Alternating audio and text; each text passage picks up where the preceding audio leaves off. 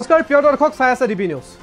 আছুৰ প্ৰথম প্ৰতিক্ৰিয়া প্ৰাক্তন আছু নেতা শংকৰজ্যোতি বৰুৱা গ্ৰেপ্তাৰ প্ৰসংগত আছুৱে প্ৰথম প্ৰতিক্ৰিয়া কৰিলে আৰু দৈনন্দিন বাৰ্তা কাকতত প্ৰকাশ হৈছিল এটা খবৰ আৰু এই খবৰৰ পিছতে এতিয়া প্ৰকাশ হ'ব ধৰিছে প্ৰতিজন যিসকল ব্যক্তিৰ ইতিমধ্যে নাম উল্লেখ কৰা হৈছিল, কেইবাটাও সংগঠনৰ নাম উল্লেখ কৰা হৈছিল, ৰাজনৈতিক নেতাৰ নাম উল্লেখ কৰা হৈছিল, য'ত উজনিৰ জাতি প্ৰেম বিয়পিছে ৰাজ্যত বুলি দৈনন্দিন বাৰ্তা কাকতখনত মুখ্য শিৰোনাম হিচাপে প্ৰকাশ হৈছিল এই বাতৰি।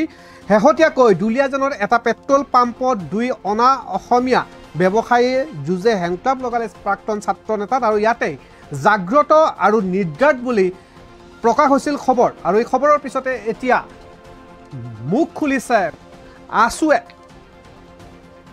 উজনিৰ জাতিপ্ৰেমী বিয়পিছে ৰাজ্যত, জাগ্ৰত ডক্টৰ হিমন্ত বিশ্ব শৰ্মা, অতুল বৰা, পীযুষ হাজৰিকা, পবিত্ৰ মাৰ্ঘেৰিটা, শৃংখল চলিহা, অনুপ চেতিয়া, লুৰিণজ্যোতি গগৈ, অখিল গগৈ, গৌৰৱ গগৈ, এয়া দৈনন্দিন বাৰ্তাত কাকতখনত প্ৰকাশিত খবৰ। যি খবৰত উজনিত শেহতীয়াকৈ দুলীয়াজানৰ বিতৰ্কিত petrol pump BM Singh petrol pump সম্পৰ্কত দুই অনা ব্যৱসায়ীৰ যুঁজে হেণ্ডকাপ লগালে প্ৰাক্তন ছাত্ৰ নেতাক বুলি উল্লেখ কৰা হৈছিল আৰু তাত এই জাতি প্ৰেমৰ এটা নিদৰ্শন যি উজনি অসমত দুলীয়াজানত 12 ঘণ্টা বন্ধৰ সৰ্বাত্মক প্ৰভাৱ পৰাৰ পিছতো অসমৰ জাতীয় সংগঠন আছুৰ প্ৰসংগ উল্লেখ কৰা হৈছিল কাকতত, য'ত নিদ্ৰাত সৰ্বানন্দ সোণোৱাল, কেন্দ্ৰীয় মন্ত্ৰী সৰ্বানন্দ সোণোৱাল, সমুজ্জ্বল ভট্টাচাৰ্য, দীপাংকৰ নাথ, তপন গগৈ, ঋতুপৰ্ণ বৰুৱা, উৎপল শৰ্মা, সমীৰণ ফুকন। ইয়াত নিদ্ৰাত স্থান দিয়া হৈছিল উৎপল শৰ্মাৰ। আছুৰ বৰ্তমানৰ সভাপতি উৎপল শৰ্মা নিদ্ৰাত থকাৰ কথা উল্লেখ কৰিছিল, কিন্তু এতিয়া মুখ খুলিছে উৎপল শৰ্মাই।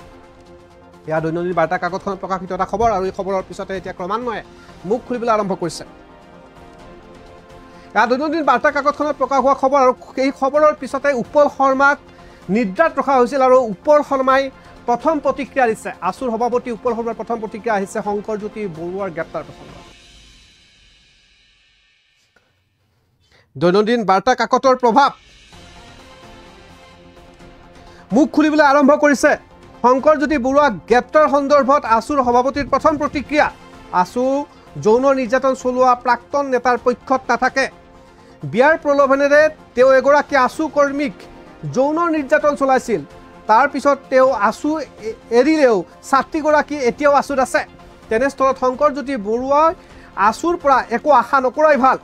যৌন নিৰ্যাতন চলোৱা যুৱকৰ প্ৰতি আছু দায়বদ্ধ নহয়। হেণ্ডকাপ ডাল সকলোৱে দেখিছে। আমি যুৱতীগৰাকীৰ দিব্য জ্যোতিদাৰো দেখিছোঁ। জাতিক লৈ যদি যুৱতীগৰাকীয়ে মন্তব্য কৰিছে তাৰ শাস্তিও পাব লাগিব। তনু চাহি প্ৰসংগত তেনেধৰণে মন্তব্য কৰিছে আৰু এক প্ৰকাৰ এতিয়া দৈনন্দিন বাৰ্তা কাকতখনত যি প্ৰকাশ হৈছিল বাতৰি আৰু এই বাতৰিত জাগ্ৰত আৰু নিদ্ৰাৰ শাৰীত ৰাখিছিল একাংশ অসমৰ জাতীয়তাবাদী চিন্তাধাৰা কৰা ৰাজনৈতিক নেতা, জাতীয় সংগঠনক প্ৰতিনিধিত্ব কৰা নেতাৰ নাম আৰু এইসমূহৰ ভিতৰত আছিল নিদ্ৰাত থকা কেন্দ্ৰীয় মন্ত্ৰী সৰ্বানন্দ সোণোৱালৰ নাম, সমুজ্জ্বল কুমাৰ ভট্টাচাৰ্য, দীপাংকৰ নাথ, তপন গগৈ, ঋতুপৰ্ণ বৰুৱা, উৎপল শৰ্মা, সমীৰণ ফুকন।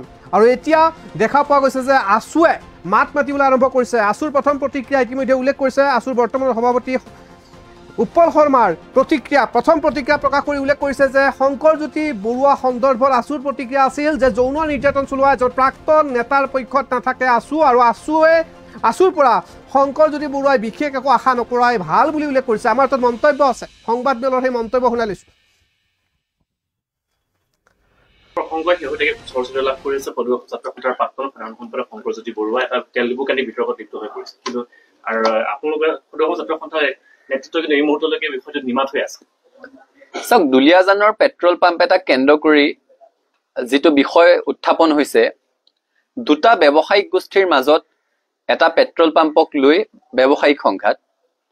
কোনোবা এগৰাকী সিং উপাধিৰ বিহাৰী সম্প্ৰদায়ৰ এগৰাকী ব্যৱসায়ী আৰু চাহি উপাধিৰ বিহাৰী সম্প্ৰদায়ৰে আন এগৰাকী ব্যৱসায়ীৰ মাজত এটা পেট্ৰল পাম্প দখলক লৈ হোৱা এখন ব্যক্তিগত কাজিয়াত নিজৰ চিন্তা, নিজৰ সময় আৰু নিজৰ শক্তি সদৌ অসম ছাত্ৰ সন্থাই খৰচ কৰাৰ কোনো অৰ্থ নাই।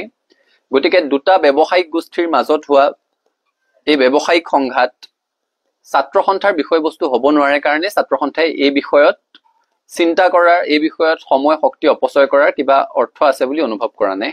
অসমীয়াক লৈ প্ৰমাণমূলক মন্তব্য কৰা তাক লৈ বিভিন্ন দল সংগঠনে সেইটোতো আছে সমান্তৰালভাৱে প্ৰসংগটো এইকাৰণে উত্থাপন হৈছে যিহেতু শংকৰজ্যোতি বৰুৱা সদস্য ছাত্ৰ সন্থাৰ প্ৰাক্তন সাধাৰণ সম্পাদক যিগৰাকী ব্যক্তিৰ কথা আপোনালোকে উল্লেখ কৰিছে তেখেত সদৌ অসম ছাত্ৰ সন্থাৰে এগৰাকী সদস্যাক বিয়াৰ প্ৰলোভনেৰে যৌন শোষণ চলোৱাৰ অভিযোগত অভিযুক্ত হৈ ছাত্ৰ সন্থাৰ মজিয়াৰ পৰা বহিষ্কাৰ হোৱাৰ ভয়ত ছাত্ৰ সন্থা এৰি যাব লগা হৈছিলে গতিকে ছাত্ৰ সন্থাৰ এগৰাকী সদস্যাক যৌন শোষণ চলোৱাৰ অভিযোগত যিগৰাকী ব্যক্তি অভিযুক্ত ছাত্ৰ সন্থাৰ সেই সদস্যগৰাকী এতিয়াও সংগঠনটোত আছে তেওঁ এতিয়াও আদালতৰ দুৱাৰ টুকুৰিয়াই আছে আদালতত আইনী যুঁজ চলি আছে এতিয়াও সদৌ অসম ছাত্ৰ সন্থাই সেই ঘটনাৰ সন্দৰ্ভতে গঠন কৰি দিয়া 10জনীয়া তদন্ত সমিতিয়ে প্ৰথম প্ৰতিবেদন দাখিল কৰিছে দ্বিতীয়খন প্ৰতিবেদন দিবলৈ এতিয়াও বাকি আছে য'ত সেই ব্যক্তিগৰাকী সন্দৰ্ভত কেতবোৰ গুৰুতৰ অভিযোগ উত্থাপন কৰা হৈছে গতিকে ছাত্ৰ সন্থাৰ এগৰাকী সদস্যক বিয়াৰ প্ৰলোভনেৰে সৈতে যৌন শোষণ চলোৱাৰ অভিযোগত অভিযুক্ত এগৰাকী ব্যক্তিৰ সপক্ষে ছাত্ৰ সন্থাৰ স্থিতি থকাৰ কোনো প্ৰশ্নই আহিব নোৱাৰে আৰু সেই কাৰণে ছাত্ৰ সন্থাই তেখেতৰ সপক্ষে স্থিতি ল'ব বুলি আশা কৰাটো অনুচিত কাৰণ আমাৰ ঘৰৰ এগৰাকী ছোৱালী সেই ছাত্ৰীগৰাকীৰ মাকে কৰা ফোনটো সেই ছাত্ৰীগৰাকীৰ মাকে সময়ে সময়ে আমাৰ সৈতে পতা কথা বতৰাবিলাক আমাৰ মনত এতিয়াও বিন্ধি থাকে যে মোৰ ছোৱালীজনীক আচু কৰিবলৈ পঠিয়াইছিলো তাইৰ লগত কিয় এনেকুৱা হ'বলৈ পালে তোমালোকে তাইক ন্যায় দিব নোৱাৰিলা সেই ছাত্ৰীগৰাকী আজিও ছাত্ৰ সন্থা কৰি আছে দেখিছো বহুতে ছাত্ৰ সন্থাৰ এই সন্দৰ্ভত এটা স্থিতি আশা কৰিছিলে কিন্তু নিজৰ ঘৰৰ এগৰাকী সদস্যাক যৌন শোষণৰ অভিযোগত অভিযুক্ত এগৰাকী ব্যক্তিৰ সপক্ষে ছাত্ৰ সন্থাই স্থিতি লোৱাৰ কোনো প্ৰশ্নই আহিব নোৱাৰে এই সন্দৰ্ভত বহুজনে আমাক সমালোচনা কৰাও পৰিলক্ষিত হৈছে সামাজিক মাধ্যমত বিভিন্ন ধৰণৰ কথা বতৰা আলোচনা হৈছে সকলোৱে নিজে এবাৰ সেই কথাটো উপলব্ধি কৰিলেই হ'ল নিজৰ ঘৰৰ এগৰাকী যুৱতী নিজৰ পৰিয়ালৰ এগৰাকী সদস্যা আৰু কেৱল প্ৰেমৰ সম্পৰ্ক নহয় বিয়াৰ প্ৰলোভনেৰে সৈতে যৌন শোষণৰ অভিযোগত অভিযুক্ত তেনে প্ৰেক্ষাপটত সদৌ অসম ছাত্ৰ সন্থাই সেইগৰাকী অভিযুক্ত ব্যক্তিৰ প্ৰতি কোনো ধৰণৰ অনুকম্পা দেখুওৱা কোনো ধৰণৰ স্থিতি প্ৰকাশ কৰাৰ কোনো প্ৰশ্নই থাকিব নোৱাৰে আৰু ছাত্ৰ সন্থাৰ পৰা সেইটো আশা নকৰিবলৈহে সকলোকে অনুৰোধ জনাইছো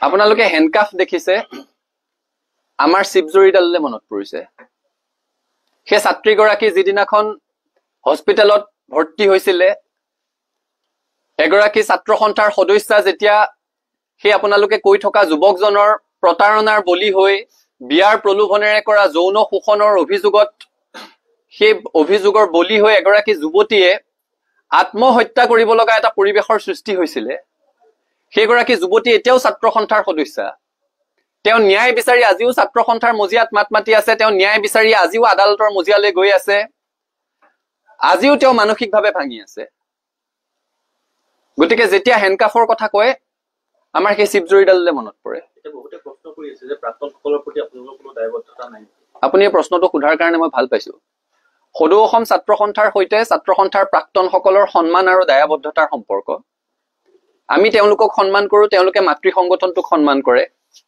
তেওঁলোক মাতৃ সংগঠনটোৰ প্ৰতি দায়বদ্ধ আমিও অৰাজনৈতিকভাৱে মৰ্যাদা সহকাৰে জীৱন নিৰ্বাহ কৰি থকা প্ৰতিগৰাকী ছাত্ৰ সন্থাৰ প্ৰাক্তনৰ প্ৰতি আমাৰ সন্মান আছে আমি তেওঁলোকৰ প্ৰতি দায়বদ্ধ কিন্তু ছাত্ৰ সন্থাৰ মজিয়াত অতীজৰে পৰা এটা পৰম্পৰা চলি আছে যে ছাত্ৰ সন্থাৰ পৰা যদি কোনোবাই ছাত্ৰ সন্থাৰ অহিত কাম কৰি বহিষ্কৃত হয় তেওঁলোকে ছাত্ৰ সন্থাৰ প্ৰাক্তন হিচাপে সেই মৰ্যাদাটো নাপায় এই যিগৰাকী ব্যক্তি ছাত্ৰ সন্থাৰ এগৰাকী সদস্যাক যৌন শোষণৰ অভিযোগত অভিযুক্ত তেওঁ বহিষ্কাৰ হোৱাৰ ভয়ত ছাত্ৰ সন্থা ত্যাগ কৰি গুচি যাবলগীয়া হৈছিলে গতিকে মই সকলোকে অনুৰোধ কৰিম ছাত্ৰ সন্থাৰ লাখ লাখ প্ৰাক্তন কৰ্মকৰ্তাক যৌন শোষণৰ অভিযোগত অভিযুক্ত হৈ বিয়াৰ প্ৰলোভনেৰে নিজৰ কামনা চৰিতাৰ্থ কৰাৰ অভিযোগত অভিযুক্ত হৈ ছাত্ৰ সন্থাৰ পৰা বহিষ্কাৰ হোৱাৰ ভয়ত ছাত্ৰ সন্থা এৰি গুচি যাবলগীয়া হোৱা এগৰাকী সদস্যৰ সৈতে তুলনা নকৰিবৰ কাৰণে মই সকলোকে অনুৰোধ কৰিম ছাত্ৰ সন্থাৰ প্ৰাক্তনসকলে মৰ্যাদা সহকাৰে জীৱন নিৰ্বাহ কৰি আছে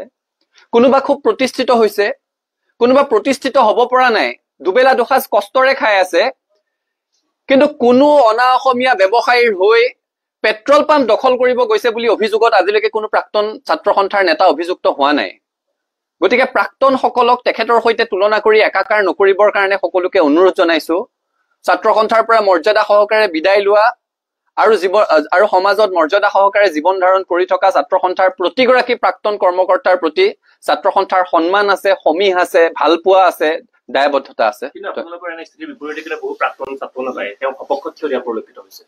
সকলোৰে নিজস্ব অধিকাৰ আছে, আমি কৈছোৱে সকলোৰে নিজস্ব অধিকাৰ আছে। ছাত্ৰ সন্থাৰ বৰ্তমান আমি নেতৃত্বত আছো। এগৰাকী ছাত্ৰ সন্থাৰ সদস্যা সেই ব্যক্তিগৰাকীৰ বিয়াৰ প্ৰলোভনেৰে যৌন শোষণৰ অভিযোগ তুলিছে। সেই অভিযোগৰ ভিত্তিত সেইগৰাকী ব্যক্তিয়ে ছাত্ৰ সন্থাৰ পৰা এক প্ৰকাৰ পলাই যাব লগা পৰিৱেশৰ সৃষ্টি হৈছিলে বহিষ্কাৰ হোৱাৰ ভয়ত।